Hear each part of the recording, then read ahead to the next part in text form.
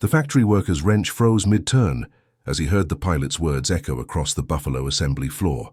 "I'm not flying that death trap." It was March 1942, and another test pilot had just walked away from the Bell P-39 ARA Cobra, the fifth refusal that week. The aircraft sat gleaming under the hangar lights, fresh paint still drying on its distinctive mid-9 fuselage. Everything about it looked revolutionary, from its tricycle landing gear to its nose-mounted 37mm cannon. But the men who were supposed to fly it into combat had another name for the revolutionary design. They called it the Flying Coffin. What made this rejection particularly devastating was the timing. America desperately needed fighters. The factories in Buffalo were running 3 shifts, 7 days a week, trying to build enough aircraft to turn the tide against Germany and Japan. Yet, here was a brand new fighter that nobody wanted to fly. British pilots had tested it and cancelled their orders. The French never even received theirs before their country fell. American pilots took one look at the specifications and requested transfers to anything else. Even the manufacturer's own test pilots were starting to have second thoughts. The problem wasn't immediately obvious to someone looking at the aircraft. The P-39 was sleek, modern, and packed more firepower than almost any fighter in production. That 37mm cannon could punch through armor plate like tissue paper. The design was actually brilliant in theory. By moving the Allison engine behind the pilot, Bell Aircraft's engineers had created perfect weight distribution and opened up space in the nose for that devastating cannon. A long drive shaft ran beneath the cockpit floor, connecting the engine to the propeller through a complex series of gears and bearings. But theory and reality had diverged catastrophically. That drive shaft created vibrations that rattled through the entire aircraft, making precision flying nearly impossible. Pilots described it as sitting on top of a washing machine running at full speed. Worse, the engine placement meant that any mechanical failure sent metal fragments and flames directly toward the cockpit. In a conventional fighter, engine problems happened in front of you, where you could see them coming. In the P-39, they happened behind you, often with no warning until fire started licking at your back. Before we continue, I'd love to know where you're watching from and what you know about the Eastern Front Air War. Drop a comment below and let me know if you'd heard about the P-39's incredible Soviet service before. And if you're enjoying these deep dives into World War II aviation history, hit that subscribe button so you don't miss the next one. These stories take serious research to get the details right, and knowing you're out there makes it all worthwhile. The aircraft's most damning flaw became apparent the moment pilots tried to climb. The Allison Faye 1710 engine, powerful at sea level, choked and wheezed above 12,000 ft. This wasn't just an inconvenience. This was a death sentence. German Messerschmitt Bf-109s cruised comfortably at 25,000 ft.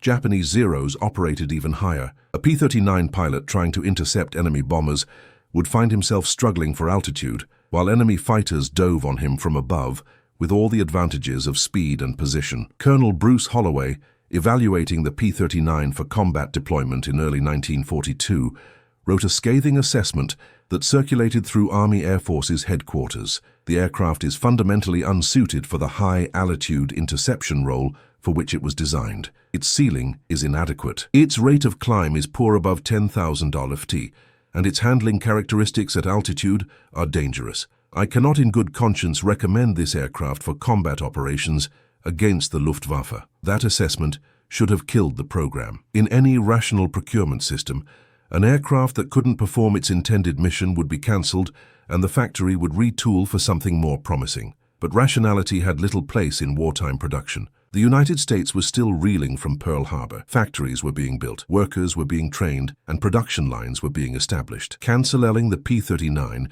would mean shutting down an entire manufacturing operation and starting over from scratch. The time lost would be measured in months, perhaps years. So the factories kept running. Workers in Buffalo continued riveting together airframes, installing engines and mounting weapon systems on aircraft that American and British pilots refused to fly. By the spring of 1942, hundreds of P-39s were rolling off production lines with nowhere to go. They sat in storage fields across the country, rows of unwanted fighters gathering dust while the war raged on without them. Then came an unexpected solution. The Soviet Union, fighting desperately against the German invasion, needed aircraft, any aircraft. Joseph Stalin had made it clear through diplomatic channels that he needed fighters, bombers, and tanks in massive quantities, and he needed them immediately. The United States, eager to support its ally and keep the Eastern Front active, began shipping military equipment through the Lend-Lease program. Among those shipments were hundreds of P-39 Airacobras that nobody else wanted.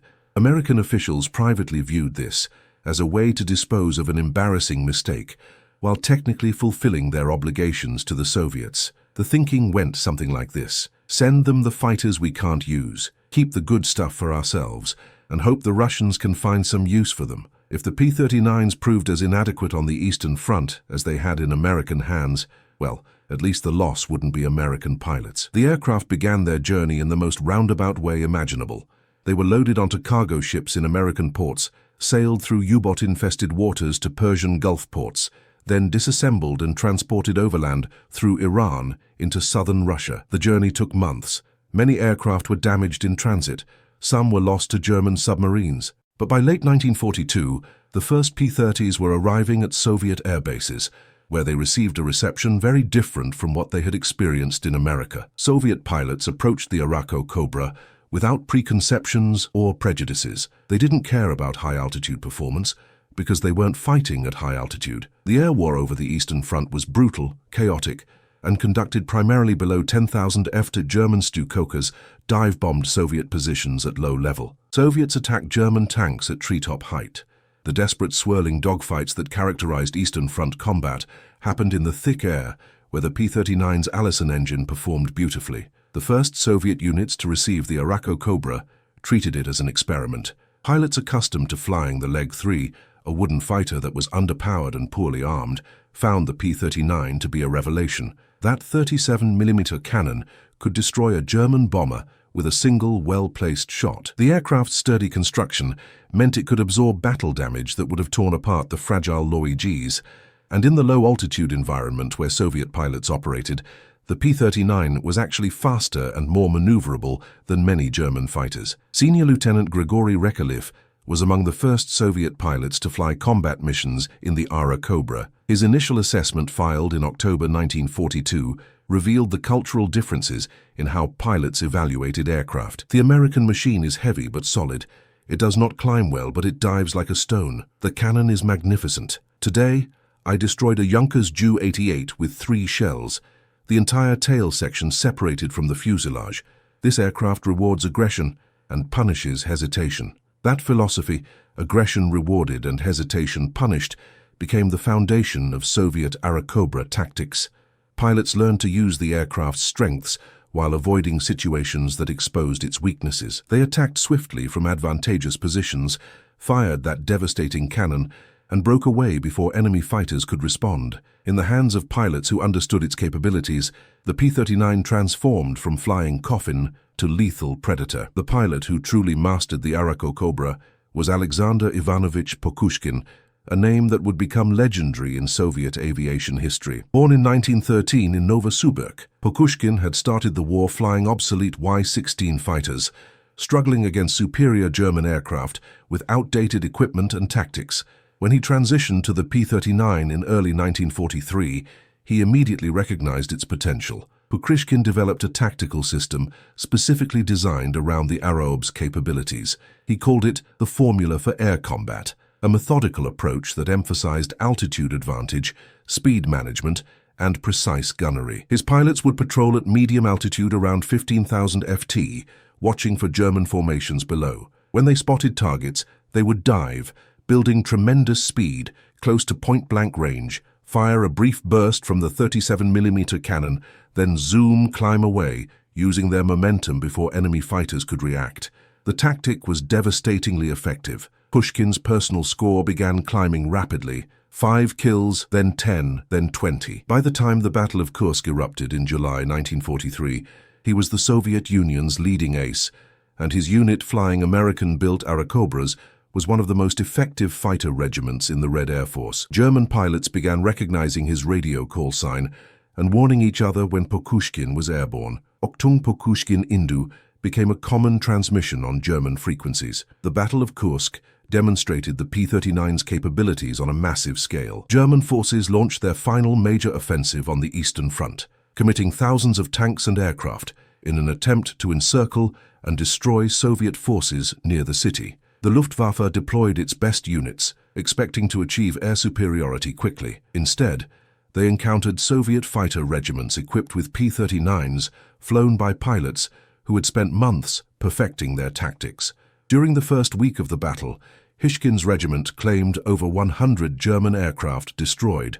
His personal tally for July 1943 reached 23 confirmed kills. The German offensive, which had counted on air superiority to protect ground forces, found itself constantly harassed by Soviet fighters that appeared, struck, and vanished before the Luftwaffe could respond effectively. The P-39's heavy armament proved particularly effective against German J-87 Stuka dive bombers, which were slow and vulnerable to the cannon's devastating firepower. Reports of the P-39's success on the Eastern Front began filtering back to American intelligence agencies by mid-1943. The assessments were initially met with disbelief. The same aircraft that American pilots had rejected as unsuitable for combat was reportedly one of the most effective fighters in Soviet service. Some analysts dismissed the reports as Soviet propaganda designed to make their American allies feel better about sending obsolete equipment, but the evidence was overwhelming. Soviet requests through Lend-Lease channels specifically asked for more P-39s, not P-51 Mustangs, not P-47 Thunderbolts, but more of the supposedly inadequate Arakko Cobras. By 1944, the Soviet Union was receiving thousands of P-39s, and Soviet aces were using them to compile scores that rivaled the best American and British pilots. Pushkin would end the war with 59 confirmed kills, all achieved in American-built fighters, primarily the P-39. The reason for this dramatic difference in performance came down to operational environment and tactical philosophy. American fighter doctrine in 1942 emphasized high-altitude bomber escort and interception. The P-39 had been designed for exactly that role, and it failed miserably. Soviet doctrine emphasized low-altitude ground attack and tactical air superiority.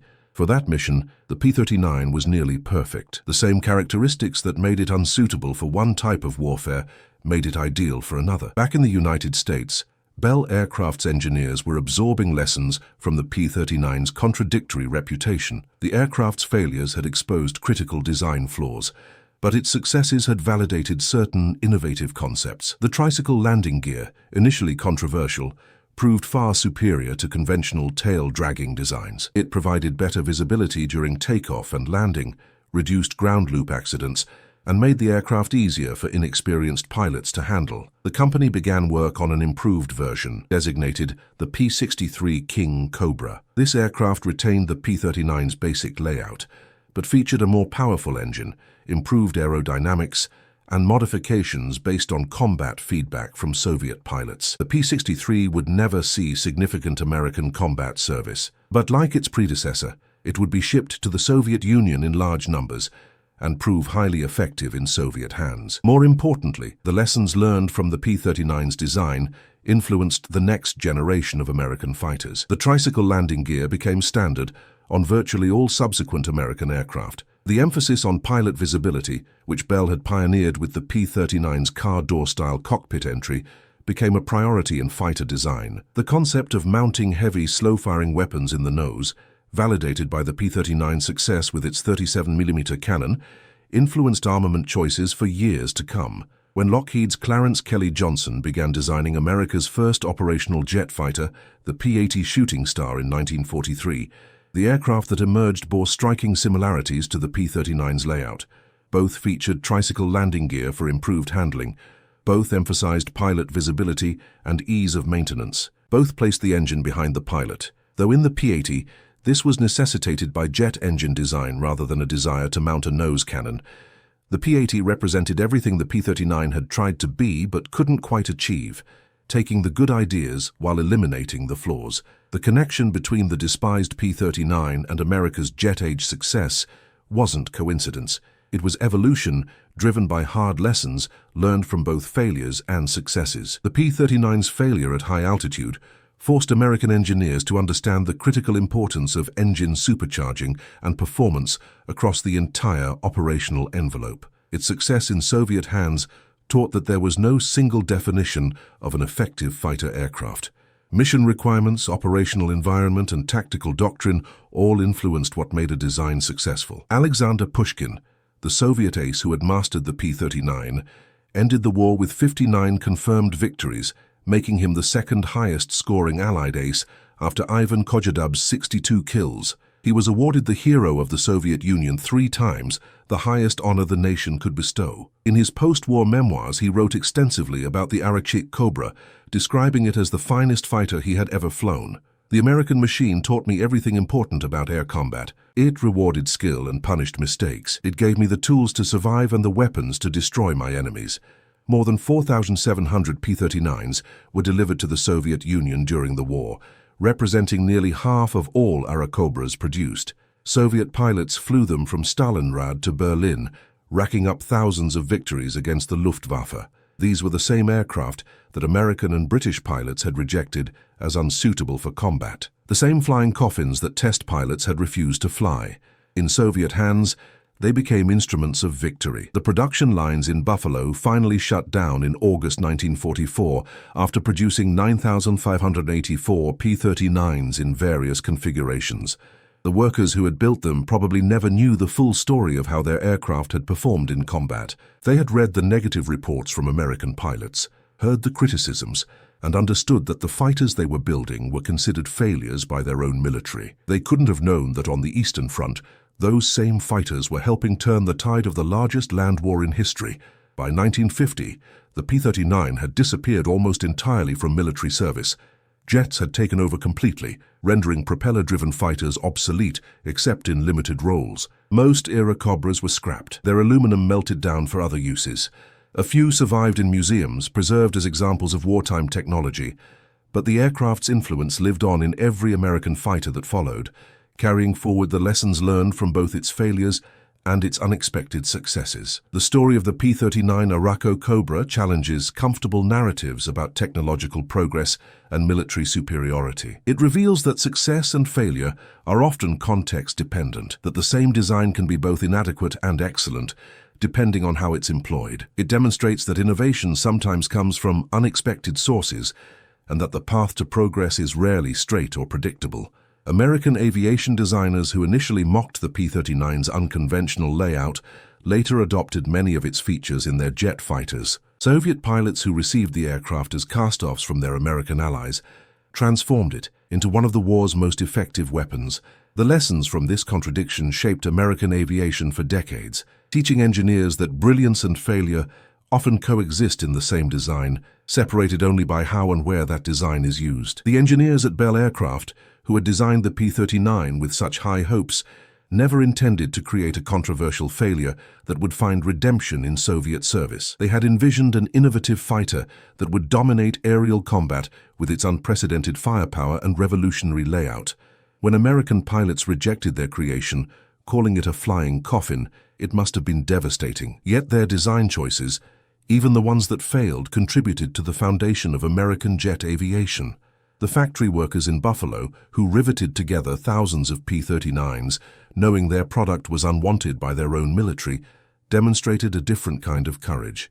They maintained quality and craftsmanship, even when building aircraft that their own pilots called death traps. They kept the production lines running when conventional wisdom suggested the program should be cancelled. Their dedication ensured that when the Soviets needed fighters desperately, aircraft were available to send them. Today, the few surviving P-39s sit in museums alongside Mustangs, Thunderbolts, and other celebrated fighters of World War II. Museum placards typically describe it as an unsuccessful design that found unexpected success in Soviet service. That assessment, while accurate, misses the deeper significance of the aircraft's story. The P-39 represents something more fundamental than success or failure in combat. It represents the messy, complicated reality of technological development, where failures teach lessons just as valuable as successes. The fighter that nobody wanted ended up teaching American aviation designers everything they needed to know about building the world's finest aircraft. Its flaws exposed critical gaps in understanding. Its unexpected success in Soviet hands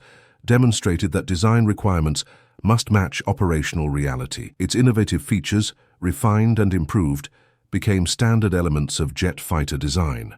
The flying coffin became the foundation for American air superiority in the jet age.